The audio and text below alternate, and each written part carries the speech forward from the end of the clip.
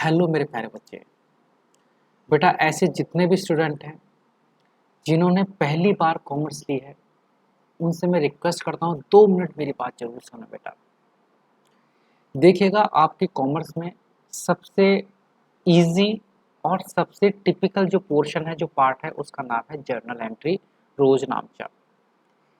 अगर ये समझ में आ जाए तो इससे आसान कोई चीज़ ही नहीं है, और अगर ये समझ में ना आए तो इससे टिपिकल कोई चीज़ आपके पास नहीं होती। दूसरी बात, चूंकि आप 10th क्लास में हो तो ऑलरेडी आपके पास एक साइंस का आपको ट्यूशन पढ़ाना पड़ता है, मैथ का आपको ट्यूशन पढ़ना पड़ता है, और 9th क्लास में ही अगर आपको कॉमर्स का भी ट्यूशन पढ़ना पड़े तो इससे ज़्यादा बुरी बात शायद ही किसी के लिए होगी, क्योंकि छोटी सी क्लास में आप इतने सारे ट्यूशन कैसे पढ़ोगे। तो उसी के लिए बेटा मैं हमेशा आपसे बोलता हूँ कि 9th क्लास में अगर कोई भी बच्चा कॉमर्स लेता है और उसे कॉमर्स यानी कि वाणिज्य में किसी भी तरह की कोई दिक्कत है तो वो हमसे डायरेक्ट बात कर सकता है। उसके लिए मैंने आपको बताया था कि हमारा एक चैनल है जहां पर बेटा मैं आपको डायरेक्ट सारे के सारे चैप्टर कराऊंगा, विद रिवीजन कराऊंगा, आपके डाउट भी सॉल्व कराऊंगा। और उसके अलावा हमारे पास जो एक व्हाट्सएप का ग्रुप बना हुआ है 9555159995, ये मेरा कॉन्टैक्ट नंबर है। अगर आप चाहते हो तो हमारे ग्रुप, व्हाट्सएप के ग्रुप को ज्वाइन कर सकते हो। उस ग्रुप में मैं बेटा 2 ग्रुप बने हुए हैं, एक गर्ल्स के लिए और एक बॉयज़ के लिए। मतलब एक जो बच्चे हैं उनके लिए अलग है और जो बच्चे हैं उनके लिए बिल्कुल अलग ग्रुप है। अब उस पर होगा ये कि आपको जो भी मैं कराऊंगा उसकी पीडीएफ आपके पास भेजता रहूंगा, जो भी सूचनाएं होंगी वो मैं आपको देता रहूंगा, कब क्लास होगी वो आपको पता चलता रहेगा, और आप डायरेक्ट उससे मुझसे कांटेक्ट भी कर सकते हो। लेकिन मैं एक चीज का हमेशा विरोधी रहा हूं, ट्यूशन। यानी कि ट्यूशन लगवाने की आपको कोई आवश्यकता नहीं है, वो भी 9th क्लास है, वो भी कॉमर्स का। आपका कंप्लीट बेस मैं यहां से गारंटी लेता हूं, कंप्लीट बेस मैं आपका क्लियर करा दूंगा। बस आपको डेली हमारी क्लास लेनी होगी, जो मैं लाइव क्लास लेता हूं वो भी लेनी है। दूसरी बात, सब लोग बोलते हैं भैया चैनल को सब्सक्राइब करो, वीडियो को लाइक करो। मैं आपसे बोलता हूं मेरी किसी भी वीडियो को लाइक मत करना, मेरे चैनल को सब्सक्राइब भी मत करना। बस मेरे बच्चे आपको एक काम करना है कि डेली मेरी लाइव क्लास जरूर लेनी है, खुद से आ जाया करना। रात को 8 बजे से मैं आपका टाइम रखूंगा, आप रात को 8 बजे से आपकी लाइव क्लास हुआ करेगी, आप ऑटोमेटिकली लाइव क्लास में आ जाया करना बेटा। बस जब आपके मार्क्स आ जाए तो एक बार घर पर चाय पिलाने के लिए जरूर बुलाना, ये मजाक है। तो चलिएगा, देखो मैं आपके अगर बात करूं आपके अकाउंट्स में जर्नल एंट्री, मैंने कहा था ये समझ लो ये ब्लड है, ये खून है आपकी जर्नल एंट्री का। जैसे खून पूरे शरीर में दौड़ता है ना बेटा, पूरे शरीर में गंदगी को ले जाना, गंदगी को निकालना, आपके शरीर में सब चीजों को पहुंचाना, सारे पोषक तत्वों को पहुंचाना, सब कुछ काम किसका होता है? ब्लड का होता है। वैसे यहाँ पर जर्नल एंट्री है जो सभी चैप्टर में आपको मिलेगी। अभी तो 9th है, 10th में देखोगे हर चैप्टर में जर्नल एंट्री, 11th में तो जर्नल एंट्री ही जर्नल एंट्री है, 12th में तो कुछ बचा ही नहीं जर्नल एंट्री के अलावा। जैसे जैसे बढ़ते चले जाओगे जर्नल एंट्री बढ़ती चली जाएंगी, यानी कि रोज नामचा बढ़ता चला जाएगा। अब चूंकि बेटा मैं आपको जनरल एंट्री का जो बेसिक है वो मैं आपको ऑलरेडी करा चुका हूं 3 क्लास के अंदर, एक part, second part, third part, 3 part general entry के मैं आपको करा चुका हूं। इसमें बेसिक मैंने आपको सिखाया था बिल्कुल जमीनी स्तर से। अगर आप बिल्कुल जीरो हो, और मैं हमेशा ये मानकर चलता हूं कि आप जीरो हो, बिल्कुल जीरो मानकर मैंने आपके लिए जनरल एंट्री बनाई थी। आप वो बेसिक वाली क्लास जरूर लेना। लाइनें तक खींचनी सिखाइए भैया, लाइनें कैसे खींचनी है, कितने कॉलम बनेंगे, डेबिट कहां लिखेंगे, क्रेडिट कहां लिखेंगे, सब कुछ मैंने आपको बिल्कुल बेसिक से समझा रखा है। अगर आपको नहीं पता तो आप मुझे व्हाट्सएप करोगे, मैं आपके पास वो स्टार्टिंग में जो वीडियोस है उनकी क्लास आपके पास भेज दूंगा। लेकिन बच्चे समझना आपको पड़ेगा, समझाना मुझे है, पास आपको होना पड़ेगा, पास मैं कराऊंगा। 70 में से 70 नंबर आपको लाने होंगे, पर उसे लाने में मदद मैं करूंगा। चलिएगा, इसी के साथ बात करते हैं कि सर आज की क्लास में हमें क्या पढ़ाओगे। बेटा मैं आज आपको, चूंकि बेसिक क्लास में आपके ले चुका जनरल एंट्री कैसे बनती है, अब मैं आपको कुछ प्रैक्टिस, कुछ अभ्यास प्रश्न कराऊंगा रोज नामचे के, जर्नल एंट्री के कुछ अभ्यास प्रश्न। और एक बार फिर से बोलूंगा, ट्यूशन कहीं पढ़ने की आवश्यकता नहीं है। मुझे आप कॉल करो, मुझे आप मैसेज करो, वैसे कॉल में नहीं उठा पाता, मुझे आप मैसेज करो, सारे डाउट आपके क्लियर करूंगा बेटा, सब कुछ। ठीक है, मैं अकाउंट्स में मैं ये मान के चलता हूँ कि पूरा उत्तर प्रदेश अकाउंट में हमेशा क्या हो जाए, बहुत ही शार्पली आप सीख सको।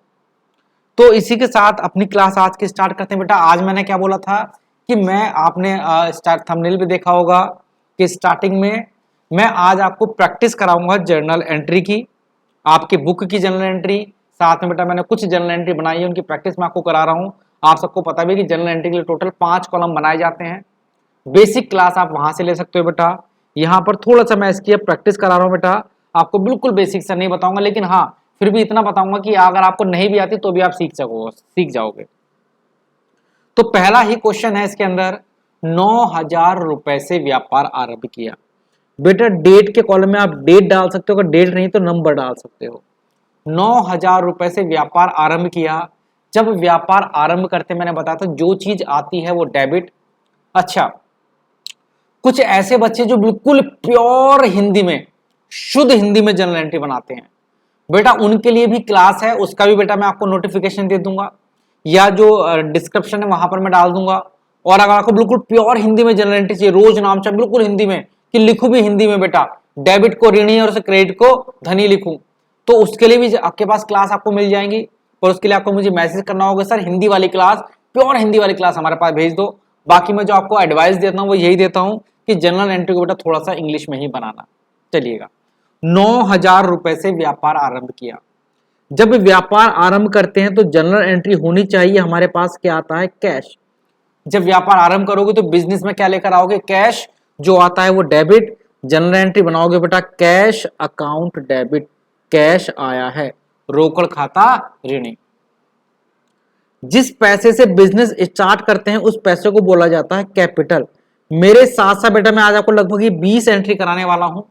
आप इन 20 एंट्री को अपनी कॉपी पर कर लेना, फिर लगभग आपके सारे ही क्वेश्चन हो जाएंगे। अगर आपने 20 एंट्री अपनी कॉपी पर कर ली और मुझसे सीख ली तो अब आप सारे के सारे क्वेश्चन को ऑटोमेटिकली कर सकते हो। तो जब बिजनेस को प्रारंभ करते हैं, बिजनेस को स्टार्ट किया था बेटा, कुछ भी लिखा हो, राम ने बिजनेस स्टार्ट किया, मोहन ने बिजनेस स्टार्ट किया, अब्दुल ने बिजनेस स्टार्ट किया, रेहान ने बिजनेस स्टार्ट किया। जैसे ही व्यापार प्रारंभ होगा, व्यापार प्रारंभ करने की जर्नल एंट्री होती है भैया, कैश आता है। जो चीज आती है वो डेबिट, डेबिट का मतलब उसे ऊपर लिखेंगे और जो क्रेडिट होता है उसे नीचे लिखा जाता है। तो cash account debit to capital account. जिस पैसे से व्यापार प्रारंभ करते हैं उस पैसे का नाम होता है बेटा, हिंदी में पूंजी बोलते हैं, इंग्लिश में उसे कैपिटल बोलते हैं। Cash account debit to capital account, cash account debit to capital account. जितने पैसे से बिजनेस स्टार्ट किया, डेबिट का पैसा डेबिट में लिख दो, क्रेडिट का पैसा क्रेडिट में लिख दो। बना सकते हो कि नहीं बना सकते? बिजनेस को प्रारंभ करने की एंट्री याद कर लोगे, समझ लोगे भाई। जैसे ही व्यापार प्रारंभ होगा, कैश अकाउंट डेबिट, कैश आया है डेबिट में, टू में, टू मतलब होता है क्रेडिट, टू में किसका नाम लिखोगे? जिससे पैसा आया, यानी कि पूंजी से पैसा आया। Cash account debit to capital account. दूसरी जनरल एंट्री है, 6,000 रुपए का नगद माल बेचा। जब मैंने आपको बताया था कि नियम तो एक सिंपल सा है, आने वाली चीज डेबिट, जाने वाली चीज क्रेडिट। जो कम से आएगा वो डेबिट, जो जाएगा वो क्रेडिट। बाकी आपको पूरे रूल सीखने हैं तो बाकी मेरे पास कहा था कि हमारे पास बनी हुई है सारी वीडियो, आप उन्हें जरूर देख लें। यहां तो सिर्फ प्रैक्टिस चल रही है बेटा। 6,000 का नगद माल बेचा। जब माल बेचते हैं तो सोचो कैश आता है कि जाता है? सर जब माल बेचते हैं तो कैश आता है, cash account debit. Sir cash आया होगा, आने वाले को डेबिट में लिखते हैं, मतलब ऊपर लिखते हैं। और टू में कैसे आया बेटा? ये सेल्स से, टू सेल्स अकाउंट। जब भी माल बेचोगे तो टू में क्या लिखना होगा आपको? सेल्स। बाकी चीजें बेचोगे तो उसका नाम आता है, मैंने आपको बताया था, लेकिन जब माल बेचते हैं तो टू में क्या आता है बेटा? Sales. Cash account debit to sales account. कितने का माल बेचा? 6,000 रुपए का। तो कैश 6,000 का आया, टू में क्या लिखोगे? सेल्स। डेबिट का पैसा डेबिट में, क्रेडिट का पैसा क्रेडिट में। बताओ समझ में आई कि नहीं आई? आई तो जरूर एक कमेंट कर देना बेटा। कैश आया, जब माल बेचोगे तो क्या लिखोगे? Cash account debit to sales. To में माल नहीं लिखोगे, टू में सेल्स। जब माल बेचते हैं तो cash account debit to sales. ये इसकी जनरल एंट्री होती है, कॉपी पर लिख लेना भैया। 6,000 रुपए का नगद माल बेचा तो एंट्री क्या बनेगी? कैश आया और टू में sales account, cash account debit to sales account. Cash आया है, टू में क्या लिखोगे? सेल्स। सेल्स क्यों लिखा? जब भी माल बेचा जाता है तो सेल्स लिखते हैं, सिर्फ माल बेचने के केस में। तीसरी जनरल एंट्री, 7,000 रुपए का राम से उधार माल खरीदा, राम से उधार माल खरीदा। माल बेचने की एंट्री समझ गए सर? समझ गए। अगर मैं यहां पर एक और लिख दूं, ये 2 एक एंट्री और बता रहा हूं बेटा मैं आपको, 7,000 रुपए का माल खरीदा, सिंपल माल खरीदा, नगद में माल खरीदा। अगर नगद में माल खरीदते हैं तो उसकी एंट्री क्या होती है बेटा? माल बेचने को बोलते हैं सेल्स, माल खरीदने को बोलते हैं परचेज। अगर आपने नगद में माल खरीदा होता तो जनरल एंट्री बनती परचेज अकाउंट डेबिट, माल खरीदा है, और 2 में क्या लिखोगे? सेल्स। मेरे बच्चे 2 में क्या लिखोगे? Cash account. जो पैसा होगा वो इस तरह से आ जाएगा। सर कह रहे हैं, बच्चे कह रहे हैं सर कंफ्यूज हो रहे हैं, मन मन में आप सोचो सर कंफ्यूज हो रहे हैं, दोबारा दिखाओ। देखो बेटा ध्यान से, ये 2 जनरल एंट्री है, एक माल खरीदने की है, एक माल बेचने की है। जब माल बेचते हो तो कैश आता है, और जो आता है वो कहां पर लिखा जाता है बेटा? डेबिट में। देखो ध्यान से, मैंने यहां पर कैश कहां पर लिखा? डेबिट में। माल बेचा, कैश आया, कैश अकाउंट डेबिट 2 में सेल्स, बेचने की वजह से। और जब माल खरीदा तो कैश गया, और गया तो देखो बेटा मैंने कैश कहां पर लिखा? क्रेडिट में। क्रेडिट का मतलब 2 वाली साइड में, 2 में लिखा। परचेज अकाउंट डेबिट, 2 में कैश अकाउंट। खरीदने को बोलते हैं परचेज, इस बार परचेज डेबिट होगा। नेक्स्ट, 7,000 का माल फिर से खरीदा, लेकिन उधार में खरीदा। 7,000 का माल राम से उधार माल खरीदा, 7,000 रुपए का राम से उधार माल खरीदा। उधार में खरीदोगे तो भी खरीदने को क्या बोलेंगे? परचेज।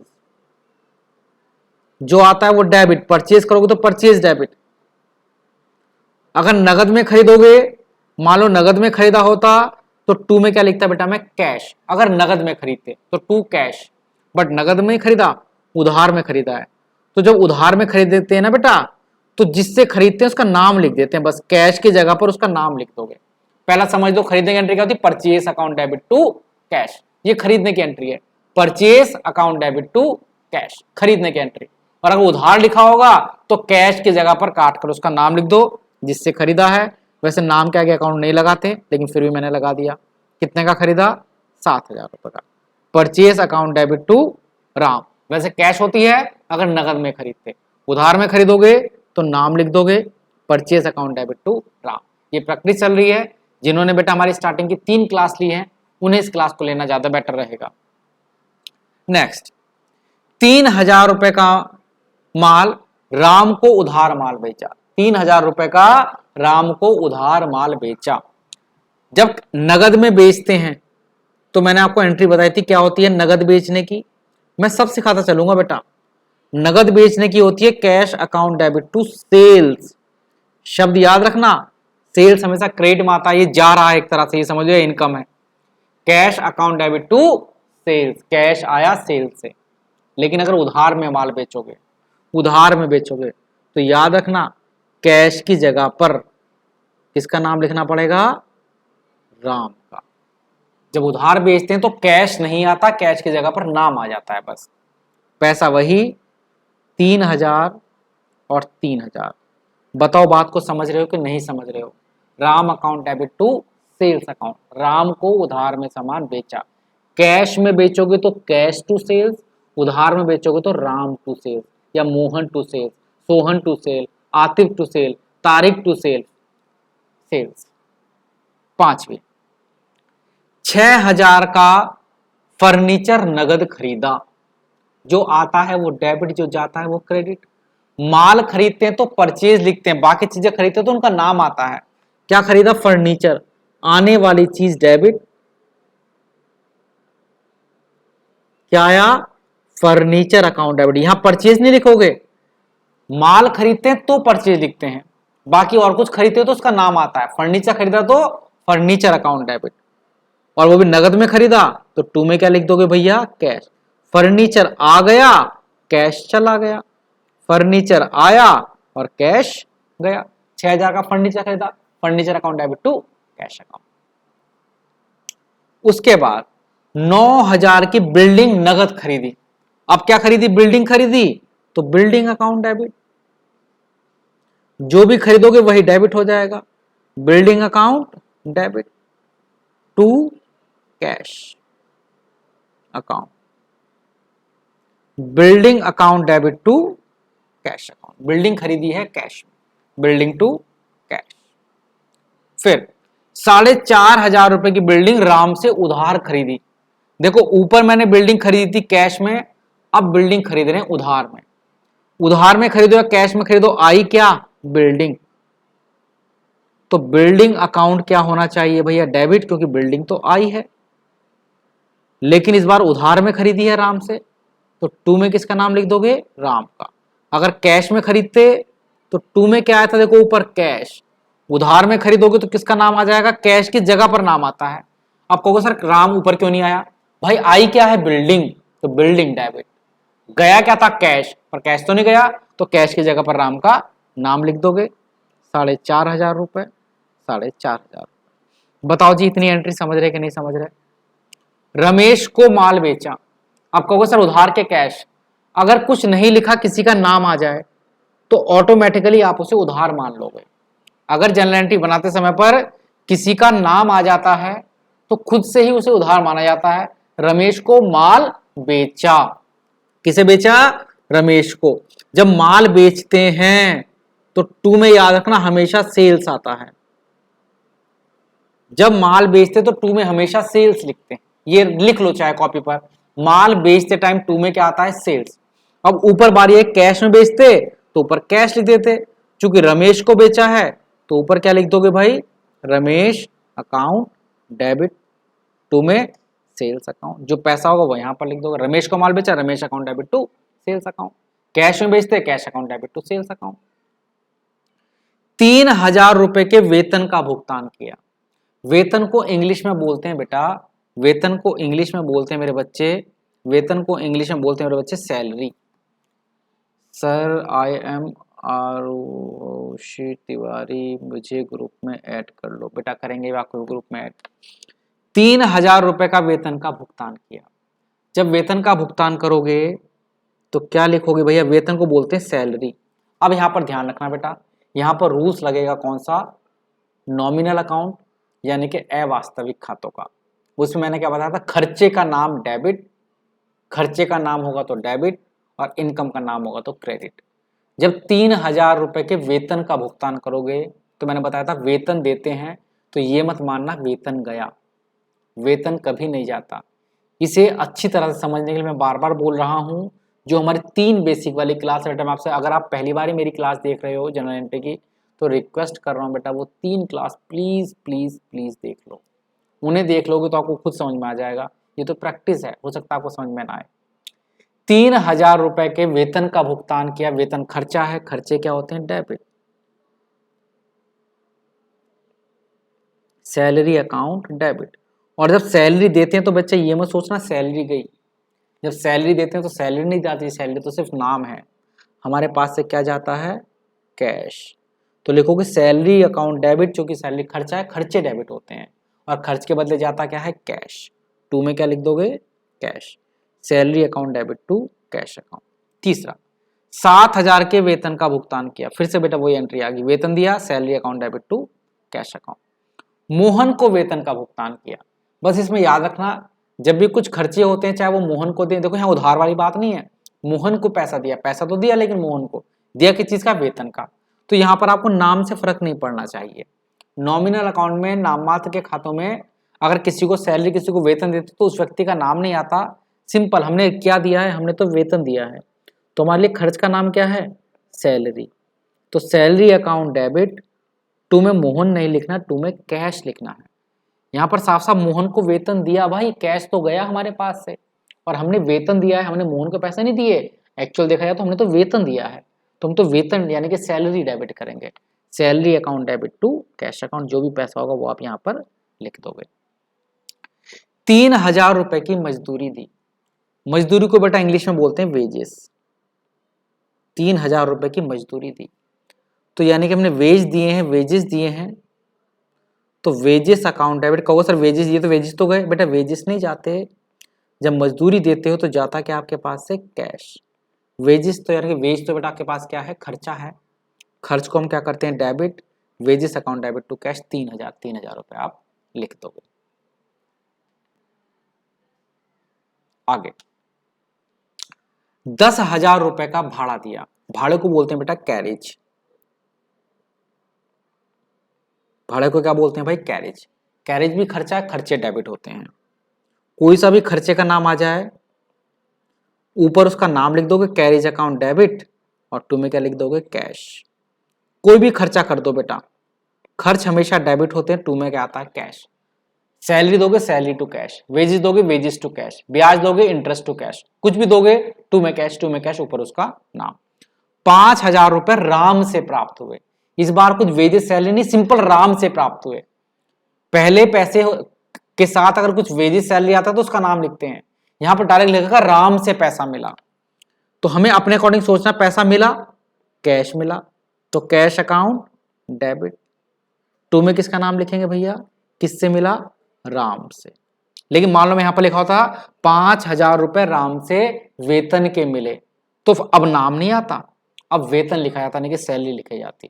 लेकिन यहां पर हमें वेतन नहीं, हमें सिंपल राम से पैसा मिला, तो कैश अकाउंट डेबिट। कैश आया, जिससे आया उसे क्रेडिट। 7,000 रुपए राम को दिए, इस बार तो पैसा जा रहा है, बस आप कैश को पकड़ लो अगर पकड़ना चाहो तो। राम अकाउंट डेबिट, और हमारे पास से कैश जा रहा है तो क्रेडिट में, क्रेडिट का होता है नीचे वाले साइड में लिख दोगे राम टू कैश, राम के पास कैश गया। 15,000 का माल बेचा। सबको पता माल बेचने की एंट्री क्या होती है? कैश अकाउंट डेबिट, और टू में क्या लिखते हैं बेटा हम इसके अंदर? सेल अकाउंट, जब माल बेचते हैं। 3,000 का भवन खरीदा, बिल्डिंग अकाउंट डेबिट, बिल्डिंग आई है, और टू में क्या लिखोगे? कैश। ये आपकी प्रैक्टिस हो रही है बेटा, आप मन मन में एंट्री बनाते रहो, देखो आप सही बना रहे हो कि गलत बना रहे हो। 2,000 बैंक में जमा किए। जब बैंक में जमा करोगे तो जो बढ़ेगा वो debit, bank account debit, bank तो बढ़ गया बेटा, और गया क्या बेटा हमारे पास से? कैश, तो टू में कैश। 7,000 बैंक से निकाले, जब बैंक से निकालोगे तो पैसा तो आएगा, तो एंट्री क्या बनेगी? कैश अकाउंट डेबिट, कैश आया है, और बैंक से निकाले ना बेटा, तो बैंक कम हो गया है, टू में बैंक अकाउंट। 5,000 रुपए व्यक्तिगत प्रयोग के लिए व्यवसाय से निकाले। जब भी लिखा होगा व्यक्तिगत प्रयोग या निजी प्रयोग, अगर निजी प्रयोग के लिए कुछ पैसा व्यवसाय से निकाला जाता है तो निजी प्रयोग को इंग्लिश में बोलते हैं बेटा ड्राइंग। जब भी निजी प्रयोग लिखा होगा तो उसे अंग्रेजी में किस शब्द के नाम से बोला जाता है? ड्राइंग के नाम से। ड्राइंग अकाउंट डेबिट, टू में कैश अकाउंट। निजी प्रयोग के लिए आपने पैसा निकाला तो ड्राइंग अकाउंट डेबिट होता है, कॉपी पर लिख लो इस नाम को, पहली बार सुन रहे होंगे, drawing account debit to cash account. 18,000 रुपए व्यक्तिगत प्रयोग के लिए व्यवसाय से निकाले, फिर से बेटा वही drawing account debit to cash account. 2,000 रुपए प्रयोग के लिए व्यवसाय से निकाले, drawing account debit to cash account. और इस तरह से बेटा मैंने आपको आज कुछ जनरल एंट्री की प्रैक्टिस कराई है। अगर आपकी सारी जनरल एंट्री करेक्ट थी तो इसका मतलब आपको जनरल एंट्री कुछ हद तक आ गई है, और करेक्ट नहीं थी तो आपको नहीं आई।